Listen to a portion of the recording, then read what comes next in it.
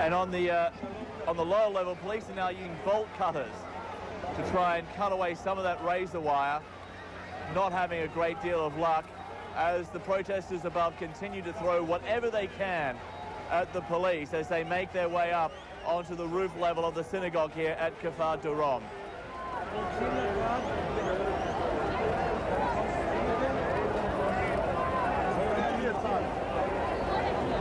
One protester looks as if he is now throwing petrol, something from a jerry can, a tin can, the kind of container which would normally have petrol. It may be water, or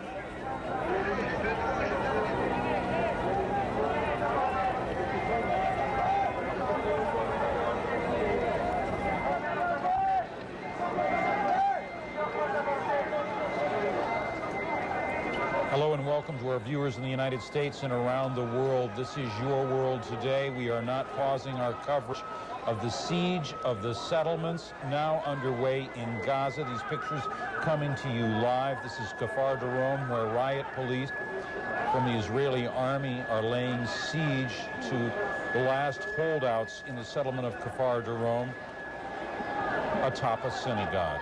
I'm Jim Clancy. And I'm Zain Verji. The attack is really two-pronged here, inside and outside. Well-trained Israeli police coming in up through the synagogue, through ladders, onto a balcony and wanting to climb onto the rooftop of the synagogue. Earlier we saw scenes of a blue dye being sprayed powerfully in an effort to clear away the protesters barricaded behind barbed wire on the roof. You see some of it there now. John Vos described a strange smell emanating from that. Protesters have been throwing rocks, sand and dirt, and eggs as well earlier on onto Israeli security forces. John Vos joins us now with more. He is on scene. John?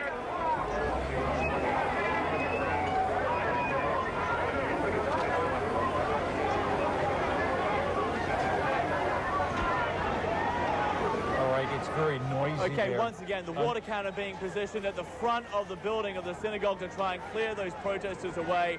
They're causing a huge amount of problems for the police as they make their way up from the balcony level to the rooftop of the synagogue. They're using whatever they can, these protesters, to stop the advance of the police. The police are using bolt cutters to try and remove that razor wire. It's very, very sharp, very, very dangerous. Right now, we also know that those cranes, which have hoisted up containers to the roof of the building, they delivered or placed on the roof a number of riot police as well. So right now, the settlers, the supporters, the protesters, whatever you want to call them, are now being facing an operation from two levels, from the rooftop and also from below. That water cannon continues to try and move the protesters away. These men had received an ultimatum: leave peacefully or this would happen, and the police are now moving in, very determined, very slowly, but they are moving in, and these protesters are being carried out, are being removed from the rooftop, but they are not going quietly. They are fighting back, and this could take a while before this is all over, Zain.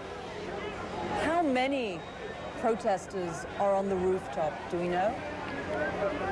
Well, from where I'm standing right now, it looks as though there's just a few dozen, maybe 30, maybe 40 still on the roof.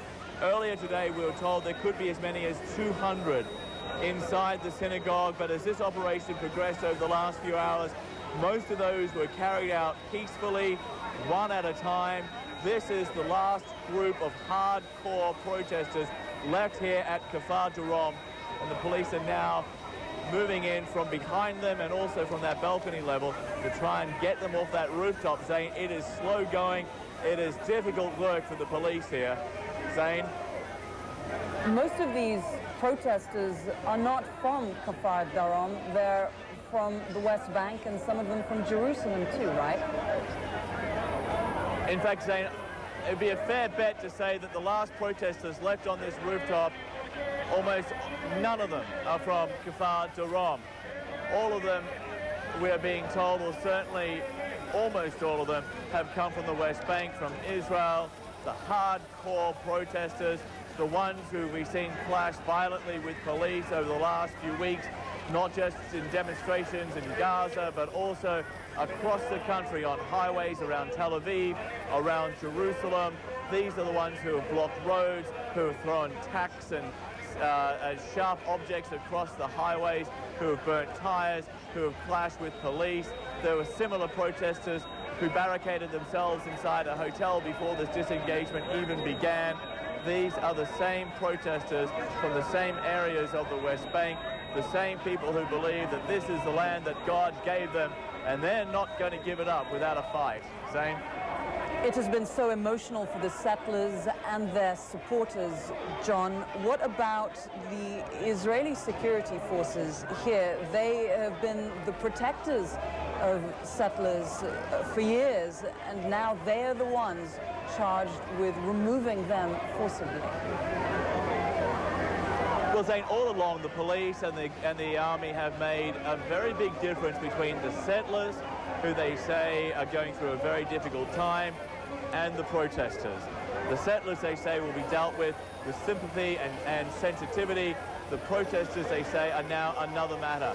And this is the end result of that. They have said that the protesters will be dealt with decisively, and this is it.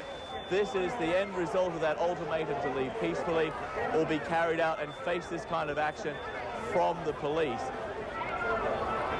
Has anyone been... Right now, this is... Sorry, go ahead, Zane. Has anyone been injured? We've seen a couple of people hurt. I saw one of the protesters was carried away on a stretcher a short time ago, and also one policeman has been hurt as well. Not too sure what the situation is on the roof. There's now a mad scramble below by police officers grabbing bottles of water for some reason, and we're not too sure why. It could have something to do with that blue dye which is inside the water being used by the water cannon. There appears to be some kind of acidic agent. Right now, another protester being carried away by police. This one going quietly. The rest on the roof, however, are not. They are putting up a fight, and they are determined not to go. But this is going to end sooner or later, Zane.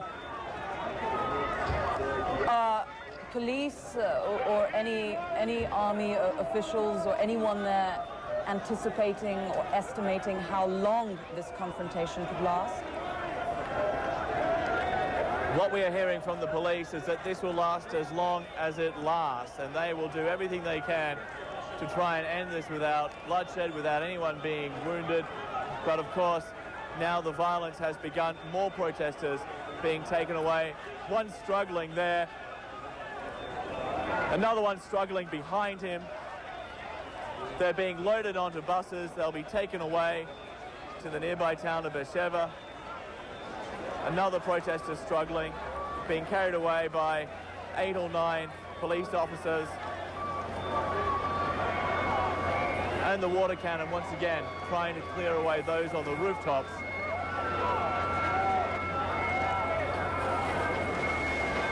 And Zane, it appears, if we look at the rooftop here, these police officers who are trying to make their way up through the razor wire are having a very difficult time of it. It looks as if 1 or 2 may, in fact, be caught up in the razor wire. They're trying to remove it, but they're also facing some fierce resistance from the protesters above, throwing everything they've got at the police right now to try and stop their advance. It is slow going, but it is determined going by the police at this stage, Zane. For many of the protesters, John, they want to be pulled out, don't they? They want to be carried out. Many have been looking for this kind of confrontation. They've wanted to go kicking and screaming. They wanted to show how opposed they are to this disengagement plan announced by Ariel Sharon in December 2003. It comes down to a religious belief, saying they believe that God gave them this land.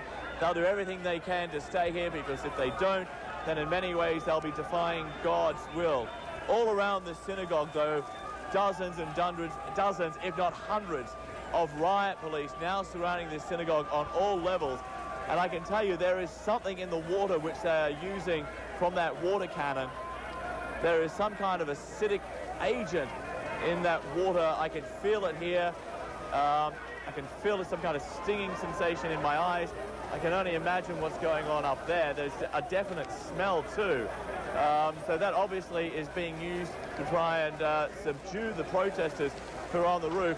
If we pan down just on the balcony level, we can see the police have now brought out what looks to be like some kind of office divider, but it is a big piece of wood. As they try to clear the way, they've managed to clear away on the left-hand ladder as they make their way up now. They are cutting away the razor wire. This will make their job much easier to get to the rooftops to clear away these protesters.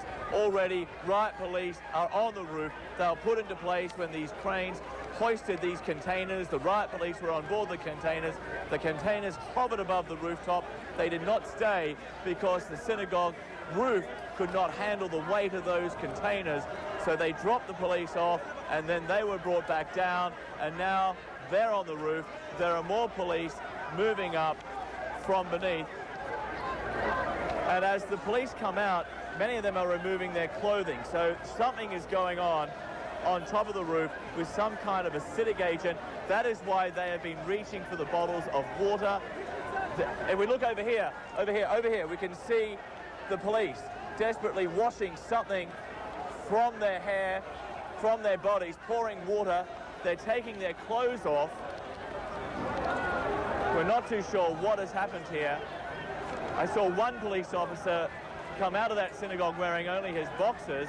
A policewoman in a great deal of distress here as well. They're pouring water over her. She seems to be in some kind of pain. As these bags filled with some kind of chemical perhaps come down on the crowd here. We do not know what they are using. We do not know how they are trying to stop the police. Whatever is going on, these policemen are coming out one by one in their underwear. Something is going on. They have some kind of chemical agent on board, up there on that rooftop. It's causing a great deal of discomfort to the police. They're washing them off with bottles of water to try and get whatever has been poured on them, to try and get it off.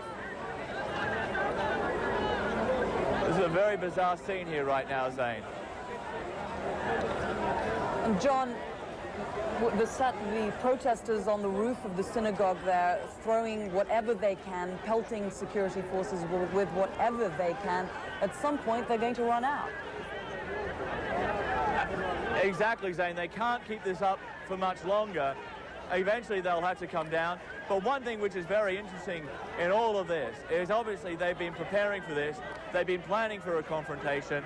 They've had a seemingly endless supply, for example, of paintballs, which they've been throwing at buses and at the media and at the army all day long. Now they have some kind of chemical agent which has caused a great deal of discomfort and pain to the police as they've tried to remove these protesters from the rooftop from this building. So they've obviously been preparing for this moment for quite some time.